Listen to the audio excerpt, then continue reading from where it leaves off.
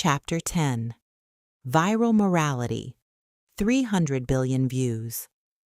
When Oprah Winfrey introduced Kristen Cabot on her podcast in March 2026, she paused on that number with the specific quality of wonder that only genuinely incomprehensible figures produce. "Doesn't that shock you?" she asked. Cabot's mouth was open. Oprah's was too. "I said, 'How is that possible?'" Cabot told her. "There's only 8 billion of us on the planet." The answer, which neither of them quite arrived at in that exchange, is that 300 billion views across 8 billion people means that the average human being on Earth, including infants, including the elderly, including people in countries with no reliable internet access, watch the 15-second clip of 2 people ducking away from a Jumbotron camera approximately 37 times. Not once, not twice, 37 times. The number is not a measure of reach. It is a measure of repetition, of the specific, algorithmically amplified compulsion to return to a moment, not because it changes, but because the returning feels, in some way that the platforms are specifically designed to exploit, like a form of knowing. This chapter is about that compulsion, about what the platforms did with 15 seconds of footage taken by a concert-goer named Grace Springer at Gillette Stadium, about what the internet made of a moment that was private before it was public, and about the specific form of moral reasoning, rapid, collective, emotionally charged, algorithmically amplified, that the internet applies to human situations, and what that form of reasoning produces, that accountability properly understood does not. Grace Springer and the Geometry of Profit. It is worth beginning with Grace Springer, because her story contains, in miniature, the complete economic logic of what happened to the 15 seconds she filmed. Springer was at the Coldplay show with her boyfriend. She filmed the Jumbotron moment, the swaying, the recognition, the duck, on her phone and posted it to TikTok. The video accumulated nearly 125 million views on that platform alone. By any measure of cultural reach, it was one of the most significant pieces of user-generated content of 2025. It launched careers, ended others, generated hundreds of thousands of derivative posts, spawned a celebrity reenactment genre, and inspired a paid astronomer advertisement featuring Gwyneth Paltrow and produced by Ryan Reynolds. It became the engine of a media cycle that ran for 8 months and is still running at the time of this book's publication. Grace Springer made nothing from it. "I've actually made no money from the video itself or the views," she told the UK's this morning. It's not monetized. Consider the distribution of economic value that flowed from Springer's 15 seconds. TikTok monetized the engagement her video generated. The advertising revenue that accompanies 125 million views flows to the platform, not to the creator of the original content. Astronomer monetized the scandal her video created. The Gwyneth Paltrow advertisement was a paid production funded by a billion-dollar company using a crisis generated by Springer's clip to generate brand capital. The media outlets that covered the story for 8 months monetized the attention her video directed toward the story. The speaking circuit on which Cabot now operates is monetizing the profile that Springer's video created. Ryan Reynolds' Maximum Effort agency earned its fee.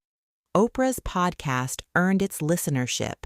The woman who filmed the moment, whose phone, whose presence, whose decision to upload rather than delete is the irreducible origin point of everything that followed, was not part of any of those financial flows.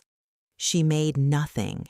The moment she created was extracted from her as surely as raw material is extracted from the ground, refined by the platforms and the publicists and the brand strategists into something worth money, and distributed as profit to every party in the chain except the one who started it.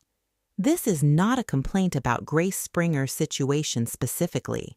She has said publicly that she has no regrets, that she did not expect the clip to go where it went, and that the experience has been interesting to navigate. The point is structural. The economic architecture of viral content systematically separates the person who generates the moment from the value that moment produces. It extracts cultural raw material from ordinary people and refines it into platform revenue, brand capital, and media product.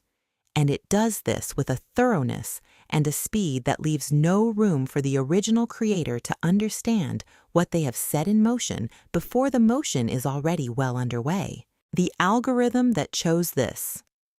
The 15-second clip did not go viral because 1,500 people spontaneously and simultaneously decided to share it. It went viral because TikTok's algorithm identified it as content with high engagement potential, high watch-through rate, high comment volume, high share velocity, and began distributing it beyond Springer's follower network into the feeds of people who had never heard of Grace Springer, Kristen Cabot, Andy Byron, or Astronomer. This is how modern virality works, and it is different in kind from how virality worked even 10 years ago. Northeastern University Communication Studies professor Joseph Riegel, who analyzed the Coldplay clip specifically, made this distinction clearly. In the early era of social media, content appeared in users' feeds based on their social connections. The social graph era, as he described it, meant that viral content spread through networks of people who knew each other, which acted as a natural friction on the speed and scale of dissemination. You shared something with people who knew you. They shared it with people who knew them. The human relationship was the channel. TikTok's algorithm abandoned that model. Its recommendation engine, the For You page, is designed to identify content that generates engagement signals regardless of social connection, and to distribute it to users who have no prior relationship with the creator. The channel is not the human relationship, the channel is the engagement metric. And engagement metrics, as a decade of platform research has established, are not neutral measures of quality or value. They are measures of emotional activation. Content that makes people feel strongly, outrage, recognition, indignation, amusement, generates higher engagement than content that makes people feel mildly. The algorithm rewards intensity. And intensity, in the context of a clip that appeared to show a workplace affair being exposed at a Coldplay concert, was not in short supply. What this means in practice is that the distribution of the clip, the speed at which it reached tens of millions of people, the depth into which it penetrated demographics that would not have organically encountered it, the global reach that generated 37 rewatchings per person on Earth, was not an organic expression of public interest. It was an engineered amplification of public interest by a system specifically designed to identify emotionally activating content and push it as far as the engagement metrics justify. The clip was good content by the algorithm's measures. The algorithm did its job. Nobody designed the algorithm to ruin Kristen Cabot's career. Nobody designed it to expose two private people to global scrutiny. Nobody made a decision about this specific clip and its specific subjects. The algorithm is indifferent to persons. It processes signals. And the signals this clip generated were exactly the signals the algorithm was built to amplify. The indifference is not a comfort. It is the point. React culture and the dissolution of delay. There used to be a delay between seeing something and responding to it publicly. Not a long delay, but a delay. You read a newspaper article and wrote a letter to the editor. You watched a television program and called a talk radio show. You formed an opinion, and if you were going to express it publicly, the expression required a physical act, that took time and created a small but real friction between the impulse and its publication. That friction is gone. The comment box is always open. The reply button is always available. The share function sits directly beside the content being shared, requiring a single tap to transform a passive viewer into an active distributor. And as Regal observed, the format now allows everyone to instantly have an opinion, not as a figure of speech, but as a literal description of how the platforms are architected. The interval between seeing and saying is, in the modern attention economy, as close to zero as engineering can make it. What this produces is what researchers have begun calling react culture, a mode of public engagement defined not by deliberation, but by immediate response, by the expression of the first feeling at full volume before the second thought has had time to arrive. React culture is not stupid. The people participating in it are not collectively abandoning their capacity for nuance. They are responding to an environment that has been specifically designed to reward speed over reflection, because speed generates engagement, engagement generates platform revenue, and platform revenue is what the architecture is ultimately optimized for. In this environment, the 15-second clip was processed by hundreds of millions of people not as an ambiguous situation requiring careful evaluation of incomplete information, but as a clear narrative requiring immediate response. The narrative clarity came from the clip's visual logic: two people, an intimate embrace, the sudden recognition, the duck. It looked like something. And once it looked like something, the algorithm-accelerated react culture took over, and the something it looked like became, in millions of simultaneous individual judgments, the something it was. Guilt, affair, narrative complete. What was lost in the dissolution of the delay was exactly what the delay used to provide: the space in which additional information could arrive, in which the initial interpretation could be revised, in which the full picture could complicate the first impression. The delay did not always produce good outcomes. People with platforms used it to shape narratives long before social media existed. But its absence produces a specific failure mode: the conversion of ambiguity into certainty at a speed that leaves no room for correction. By the time the context arrived, the separation, the plan for disclosure, the alleged deception, the certainty had already been distributed to 300 billion viewings. The certainty did not retreat when the context appeared. It simply incorporated the new information as a complication of the story it had already decided. Morality as content. There is a concept that the Northeastern analysis of the Coldplay clip touched on, and that deserves fuller examination: the idea, articulated by Regal, that moments like this function as morality plays. As content whose primary function is not to inform, but to provide a stage on which moral positions can be taken, displayed, and affirmed in public. This is not cynical. Morality plays are a legitimate and ancient form of human communication. They exist to reinforce shared values, to define the community through the positions it takes on transgression, to make visible and collective the moral frameworks that would otherwise remain implicit and individual. They have always served these functions. The Internet has not invented them. It has simply given them unprecedented scale, unprecedented speed, and a revenue model. The revenue model is what changes the morality play most significantly. When moral engagement is also platform engagement, when expressing outrage generates views, and views generate advertising revenue, and advertising revenue funds the platform that hosts the outrage, the incentive structure is no longer aligned with the function. The morality play no longer serves only to reinforce shared values. It also serves to generate platform revenue. And platform revenue is maximized by intensity, not by accuracy, by engagement, not by resolution, by the drama of the trial, not by the quieter satisfaction of the verdict. This is why the Coldplay moment remained content for months after the facts had been substantially established. Not because new moral questions kept arising, but because each new development, the astronomer ad, the Times interview, the Oprah podcast, generated new engagement, new outrage, new alignment, new sharing.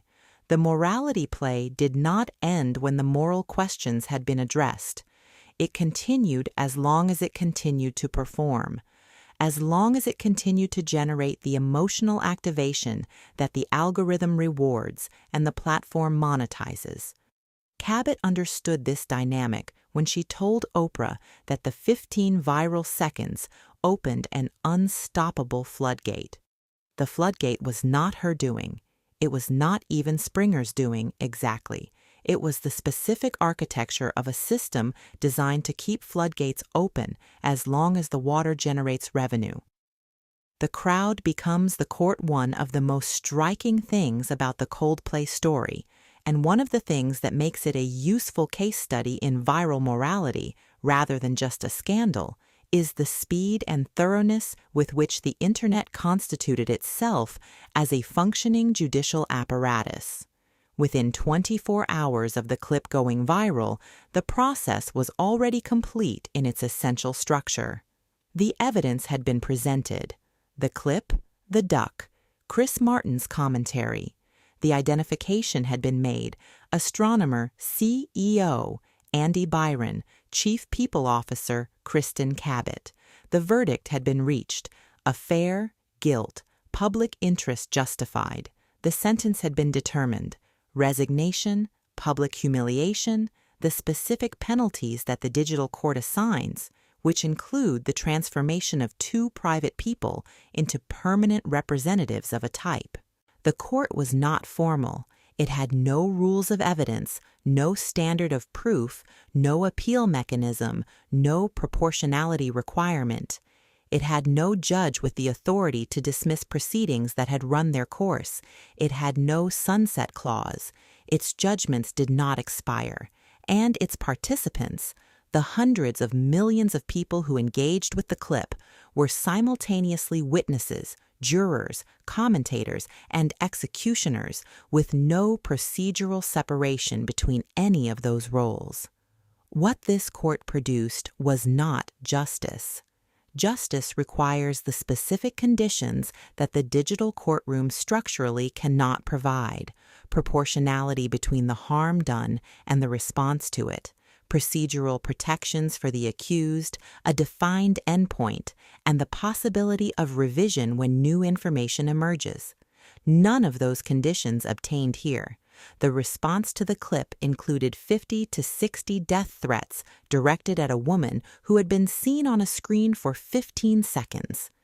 It included the harassment of her hairstylist. It included the fabrication of statements in both subjects' names and their distribution as fact. It included 500 to 600 calls per day to Cabot's phone. None of this is justice. All of it is the specific product of a judicial apparatus with no breaks. And yet, and this is the tension this chapter must hold, the underlying judgment was not entirely wrong. The pattern the crowd identified was real.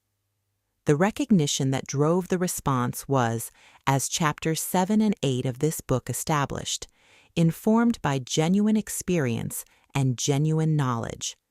The digital court reached its verdict by the wrong process and executed it through methods that cannot be defended. But the verdict itself, that something had happened that warranted public attention, that the people involved bore responsibility for consequences beyond themselves, that the institutional and gendered structures that protected one person and exposed the other deserved scrutiny, these were not wrong judgments. They were correct judgments, reached in the wrong way, expressed in forms that caused real harm. The court was wrong in its methods. It was not entirely wrong in its instincts. Profit from pain. The astronomer advertisement is the commercial distillation of everything this chapter has been examining, and it deserves its own section. When Astronomer retained Ryan Reynolds's Maximum Effort Agency to produce a video response to the Jumbotron crisis, they were doing something that has become standard practice in contemporary brand management, converting a crisis into content. The logic is not complicated. The crisis had generated enormous attention directed at the company's name. Enormous attention is, in the attention economy, an asset. The question was whether to hide from the attention or to lean into it and direct it towards something useful. Maximum Effort specializes in the lean. Reynolds' agency has built its reputation on exactly this maneuver. The crisis as creative brief, the moment of embarrassment as opportunity, the Internet's collective attention as a resource to be harvested rather than survived. The result was a video that starred Gwyneth Paltrow, Chris Martin's ex-wife, a casting choice designed specifically to extend the story's reach by adding a celebrity layer to the already viral core. The video was, by the measures the attention economy uses, successful. It generated significant earned media. It gave Astronomer a narrative of self-awareness and humor to set against the narrative of corporate misconduct. And it redirected attention from the specific conduct of the company's former leadership toward the company's capacity for wit. What it did not do was acknowledge, in any form, the people whose pain it was building upon. Cabot had not consented to the advertisement's existence. Byron had not consented either. Paltrow participated on the understanding, provided to her by Astronomer, that both had given their approval, an understanding that turned out to be false, as Cabot confirmed in the Oprah interview. The advertisement was built on a misrepresentation to its own star about the consent of the people whose situation it was commercially exploiting. This is profit from pain in its most literal form. A company whose former leaders had caused harm to people, to each other, to a wife, to 2 households of children, converted that harm into a branding opportunity. The harm was the raw material. The branding was the product. The people who lived inside the harm were not participants in its commercial transformation. They were its source material. And the system, the platform, the attention economy, the viral architecture, accommodated all of this without friction. Because the system does not distinguish between content that extracts value from genuine human experience in ways that acknowledge that experience and content that extracts value from it in ways that treat it as raw material. The system processes engagement signals. Everything else is noise. What the repetition did. The 300 billion views were not 300 billion separate acts of discovery. They were, as Oprah's framing made clear, primarily repetitions. People watched it over and over, not because it changed, the clip is 15 seconds long and its content is fixed, but because the watching felt each time like something. Like understanding, like participation, like being present in a shared cultural moment, like being part of something that 300 billion other viewings had already told you was significant. This is what repetition does in a viral context, and it is different from what repetition does in other contexts. When you read a novel twice, the second reading adds depth. You notice what you missed. You see the foreshadowing. You understand the ending's relationship to the beginning more fully. The repetition is epistemically generative. It produces new knowledge. When you watch a 15-second clip for the 37th time, You do not produce new knowledge, you produce familiarity. And familiarity produces a specific, powerful cognitive effect. It creates the feeling of certainty. Research in cognitive psychology documents this under the term the illusory truth effect. The finding that repeated exposure to a claim or an image increases the subjective sense of its truth or significance, independent of any additional evidence. We feel we know what happened at the Coldplay concert, not because we have access to more information than we did after the first viewing. We feel we know because we have seen it so many times that the sight of it feels like recognition rather than interpretation. The repetition created certainty that the facts did not warrant. The certainty shaped the response. The response shaped what happened to the people in the clip. And the people in the clip, one of them at least, is still managing the consequences of a certainty that was manufactured by the architecture of a platform, not by the evidence of the situation. Where accountability gets lost. The collapse of nuance that viral environments produce is not only a stylistic problem, it is an accountability problem, because real accountability, the kind that actually serves the people most affected by a situation, requires the specific conditions that virality structurally eliminates: time, complexity, proportionality, and the possibility of revision. When the response becomes extreme, it produces a counter-response. The death threats, real and terrifying, directed at a real person, created a narrative in which Cabot was the victim of an unjust mob. That narrative is not wrong. She was subjected to unjust, disproportionate, and genuinely harmful responses. But the narrative of the victimized Cabot, which the extreme response created and which Cabot's media strategy has, understandably built upon, has had a specific effect on the accountability conversation. It has made the conversation about the response rather than about the original situation. The horror of the threats has become the story. And while that story is being told, the story of what preceded the concert, the choices, the people affected by those choices, the wife who found out on a jumbotron, recedes into the background. This is where accountability gets lost in the viral system. Not because anyone makes a deliberate decision to protect the people involved from accountability, but because the system's incentives produce an excess that then generates its own counter-narrative. And the counter-narrative is about the excess rather than about the underlying situation. The original action is crowded out by the reaction to the reaction, and the people most affected by the original action, who do not have a viral platform, who are not generating engagement signals, who are simply living with the consequences in private, are the ones left without a seat at any of the tables where their story is being discussed. The responsibility that remains. 300 billion views do not distribute moral responsibility across 300 billion people. The engagement of an audience does not dilute the accountability of the individuals at the center. The viral architecture that amplified and monetized and repeated and memed and reenacted the 15 seconds did not create the 15 seconds. The 15 seconds were created by choices. By the choices of specific people, in specific circumstances, that preceded the concert by months and affected people who had no say in any of it. The algorithm was indifferent to those people. The platforms were indifferent.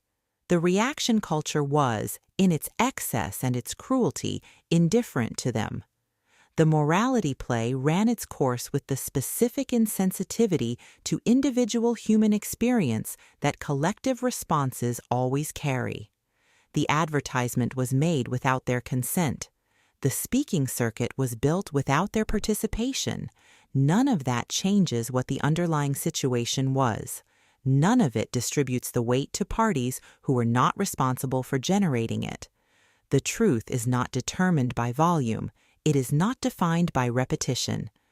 300 billion viewings do not make a 15-second clip more or less true than it was after the first one.